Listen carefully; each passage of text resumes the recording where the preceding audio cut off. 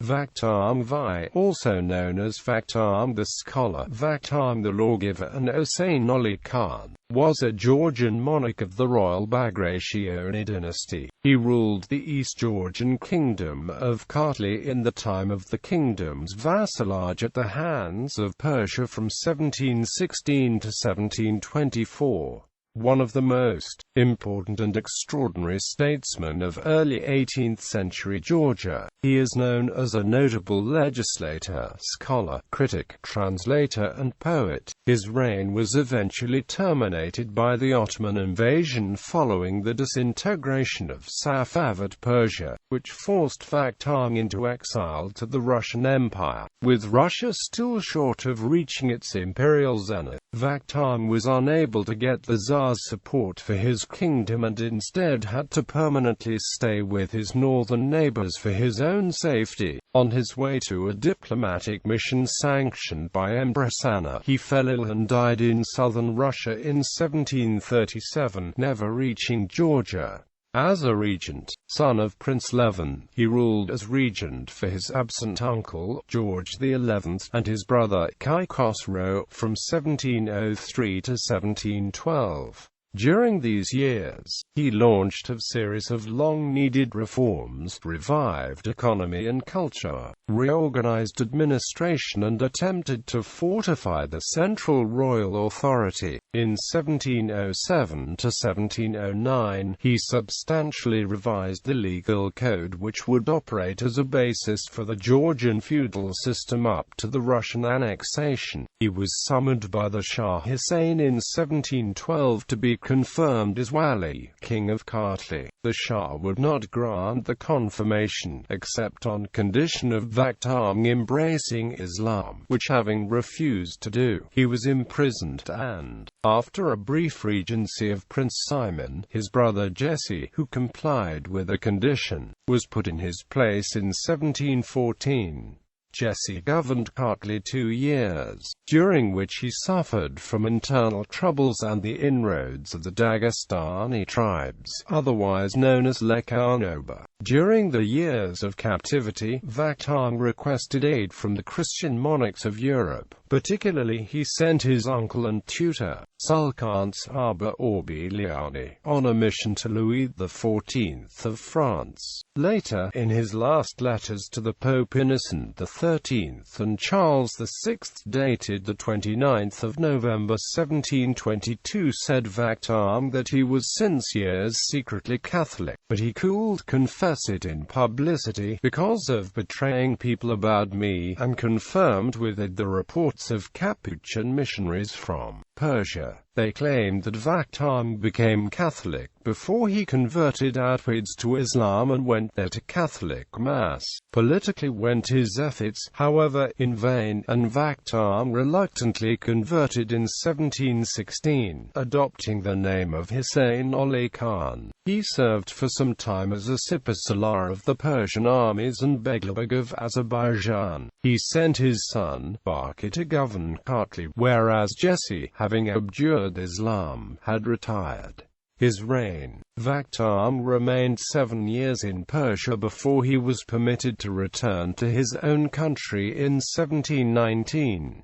His first care was to put an end to the Ḥosaynqolī continual raids by North Caucasian mountain tribes, particularly the Lezgin tribes of Dagestan. Vakhtang was just preparing to deal a final, crushing blow to the Lezgins when the Persian government intervened to prevent him. This terminated Vakhtang's short-lived loyalty to the Shah. He made secret contacts with Tsar Peter the Great of Russia, and expressed his support for Russia's future presence in the Caucasus. After several delays, Peter himself led an army of about 25,000 and a substantial fleet along the west coast of the Caspian Sea in July 1722, initiating the Russo-Persian War. At this time, time, Safavid Persia was internally in chaos and had already been declining for years, with the capital Isfahan besieged by rebel Afghans.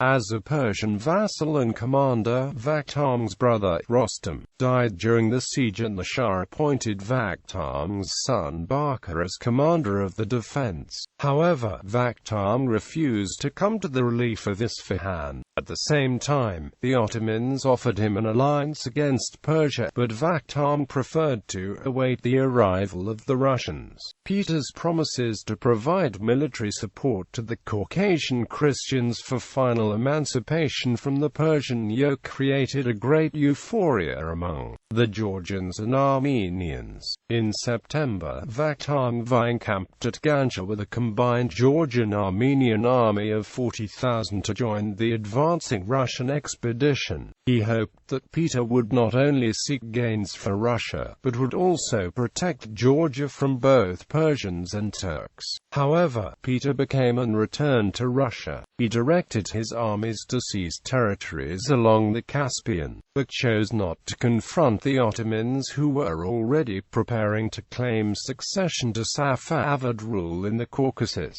The Vakhtang, abandoned by his Russian allies, returned to Tbilisi in November 1722.